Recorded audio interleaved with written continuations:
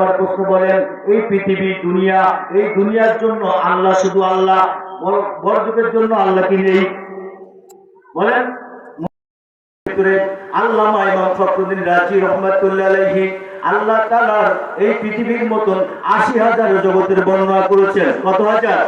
৮০,০০০ জগতের বর্ণনা করেছেন।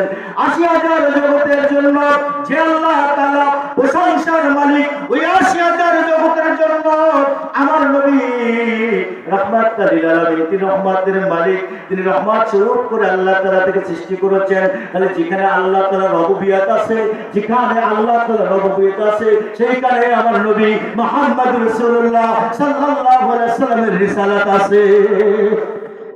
যেখানে আল্লাহর গুণগান, সেখানে রাসূলের প্রশংসা, সেখানে রাসূলের স্মরণ, রুবুবিয়ত যেহেতু পর্যন্ত প্রসারিত, আমার রাসূলের রিসালাত ততদূর পর্যন্ত প্রসারিত। ঠিক কিনা বলেন? এই জন্য তাফসীর ইবনে কাসিরে আল্লামা ইবনে কাসির রাহমাতুল্লাহ আলাইহি বলেছেন, যেখানে আল্লাহর নামের জিকির হয়, আল্লাহর নামের স্মরণ হয়, সেখানে নবী মুহাম্মদ রাসূলুল্লাহ সাল্লাল্লাহু আলাইহি ওয়াসাল্লামের নামের স্মরণ হয়। কি বিশ্বাস হয়? হ্যাঁ, আপনারা জানেন আমেরিকা লক্ষ লক্ষ টাকা খরচ করে আমাদের এই দুনিয়ার জমিন থেকে পাঠিয়েছিল চাঁদের দেশে নীল আর্মস্ট্রং, এরকম ৩ জনকে।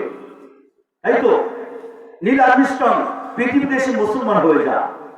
মুসলমান হয়ে গেলে সাংবাদিকরা প্রশ্ন করে, আপনি মুসলমান হলেন কেন? আমেরিকা লক্ষ লক্ষ টাকা খরচ করে এই খ্রিস্টানরা আপনাকে চাঁদের দেশে পাঠালো, অথচ আপনি জমিনে এসে মুসলমান হয়ে গেলেন। নীল আর্মস্ট্রং বলেছিল, তাই যদি শুনতে চাও তাহলে ভালো করে শোনো। আমি যখন প্লেনটাকে উপরে উঠায়া দিব, সুইচটা টিপ দেব, আমি যখন সুইচ টিপ দিতে যাব, প্লেনে যাব, তখন খ্রিস্টানদের যে পাদ্রী বলতেছে, ও নীল আর্মস্ট্রং, তুমি তো এখন চাঁদের দেশে যাবা, তোমার কাছে একটা অনুরোধ। কয়, কি অনুরোধ? সব পতাকা তুমি প্লেনে নিয়ে যাবা, কিন্তু একটা পতাকা নিবা না। বলে, কোন পতাকা নিব না? কয়, মুসলমানদের নবীর নাম লেখা আছে যে পতাকায়, এই পতাকা বাদে আর যত পতাকা আছে সেই পতাকা নিয়ে তুমি চলে যাও। নীল আর্মস্ট্রং বলে, আমি যখন প্লেনে গেলাম, ওই পতাকাটা বাদ দিলাম, কারণ মদিনা মক্কা, মদিনার পতাকায় লেখা আছে লা ইলাহা ইল্লাল্লাহু মুহাম্মাদুর রাসূলুল্লাহ। এই পতাকা বাদ দিয়া আমি যখন প্লেনের সুইচ টিপলাম, কিন্তু প্লেন স্টার্ট হয় না। ইঞ্জিনিয়ার চলে আসলো, ইঞ্জিনিয়ার কোনো রোগ নির্ণয় করতে পারলো না, কিন্তু প্লেন তো আর স্টার্ট হয় না। আমি আর্মস্ট্রংয়ের মনে কেমন যেন একটু খেলা খেলতেছে, কি ব্যাপার, এই প্লেনের তো কোনো সমস্যা নাই, কিন্তু প্লেন কেন স্টার্ট হয় না? আমি একটা তরবারি, ওই পতাকা, মুসলমানদের নবীর নাম লেখা আছে যে পতাকায়, ওই পতাকা নিয়ে যখন প্লেনে উঠলাম, আমার সুইচ টিপা লাগলো না, প্লেন এমনিতে ওঠা শুরু করলো। কারণ আমার আল্লাহ জানিয়ে দিল, শোন পৃথিবীবাসী, যে দেশে আমার নবীর নামের পতাকা আসতে পারে না, ওই দেশে কোনো মানুষ আসতে পারে না। ঠিক কিনা বলে?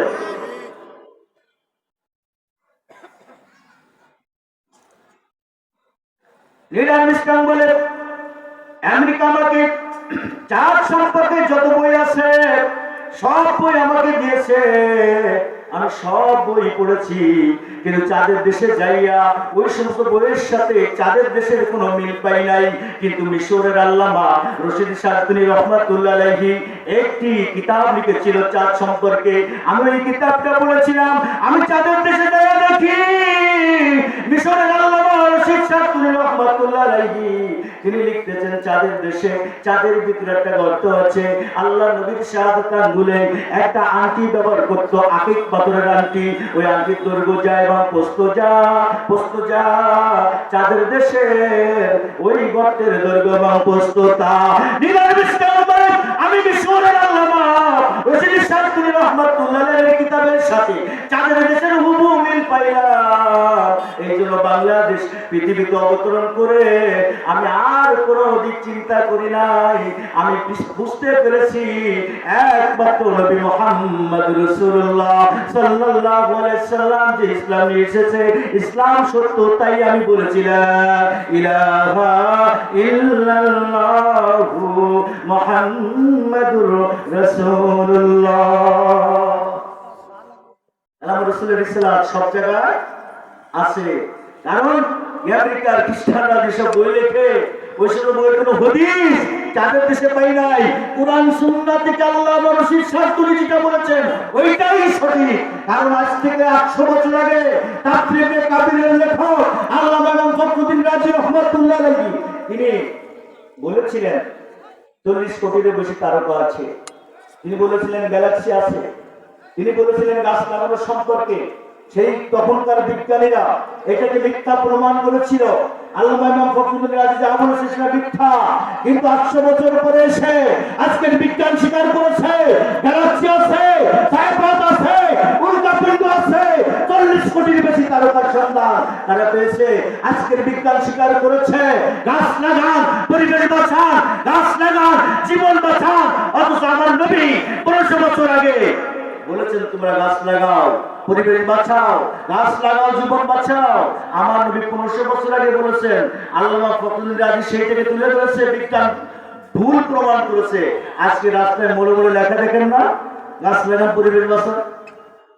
আজকে 800 বছর পরে এসেও কোরআনের তিথি সত্য হয়েছে। কোরআনের একটা হরফ কখনো মিথ্যা হবে না।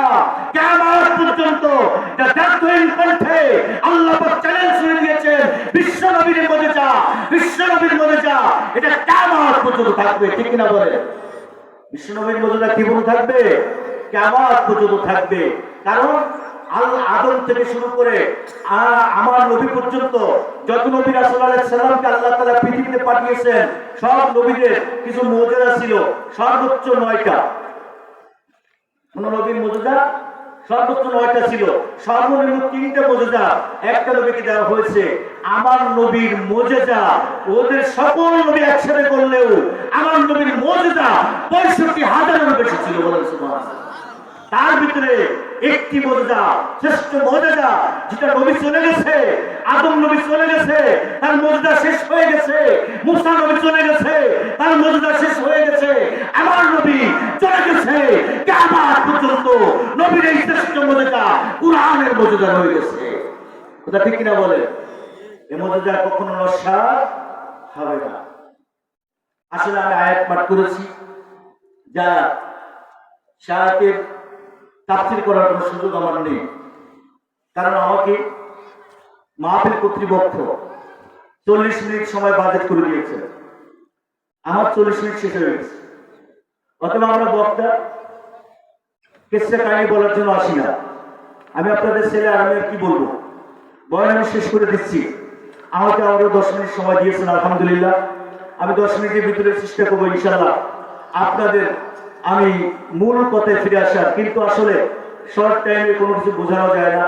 তারপর আমি আমার গ্রামবাসীকে বলি, আমার পদ্মার অন্তরের মা বোনেরা আছেন, আমি যে নবীর প্রেম, আমি যে নবীর মর্যাদার কথা বলছি, এই নবীর মর্যাদা যদি আপনি আমি বুঝি, তাহলে নবীকে ভালোবাসার দরকার আছে না নেই? নবীকে মহব্বত করার দরকার আছে না নেই? তাহলে আমরা কেমন ভালোবাসি, মুখে না বাস্তবে? আমরা তো নবীকে ভালোবাসি শুধু মুখে। যদি বাস্তবে ভালোবাসতাম তাহলে নামাজ আমার জীবন থেকে কাজা হইতো, পর্দা আমার জীবনে বাস্তবায়িত হইতো। ঠিক না? কিন্তু আজকাল মাহফিল প্যান্ডেলেও এই যে মেলা বসছে, এই যে দোকানপাট বসছে, বেহায়া বেলাল্লাহপনা নারীরা যেভাবে মাহফিল প্যান্ডেলে এই মেলায় ঘুরে বেড়ায়, এরা রাসূলের দুশমন। ঠিক না বলে? কিসের পর্দা? পর্দা থাকতে হবে একটা মেয়ে। বেপর্দা রাস্তায় চলাফেরা করা যাবে না। এগুলো তাউস, আর তাউস উদায়ত করার জান্নাহ। এই তাউস সম্পর্কে আমার নবী স্পষ্ট ভাষায় বলেছে এরা জান্নাতে প্রবেশ করতে পারবে। এই জন্য যারা মাহফিল করবেন, আমাদের মা বোন যারা এলাকাবাসী আছেন, মা বোন থেকে সেভাবেই যদি বাইরে একটু আসতেই হয় পর্দার সাথে আসতে হবে। কিসের সাথে আসতে হবে? পর্দার সাথে আসতে হবে। এই জন্য আমি আপনাদেরকে বলবো, যদি রসুলকে ভালোবাসতে চাই, রসুল আমার আপনার জন্য কাঁদছে, কাঁদছে কিনা? এখনো কান্দে কিনা? জান্নার ভিতরে এখনো আমার নবী কান্দে কিনা? আমার নবী কান্দে।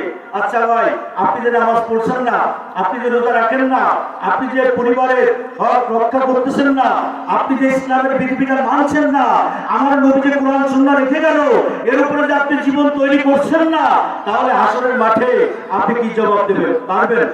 दिन का सूरज डूब रही है हम लोगों के सामने, क्या जब देता हो क्या जब देता हूँ रोजा शोर में मुस्तफा की सामने। আমাদের সামনে আমাদের দিনের সূর্য ডুবে যাচ্ছে। আচ্ছা বলুন কি জবাব দিব? কি জবাব দিব? আমার কোনো জবাব আছে? কারণ আমার রাসূল এখনো রওজায় কান্দে, রব্বি হাবলি উম্মতি বলে এখনো নবী আমার জন্য চোখের পানি ফেলে কান্দে।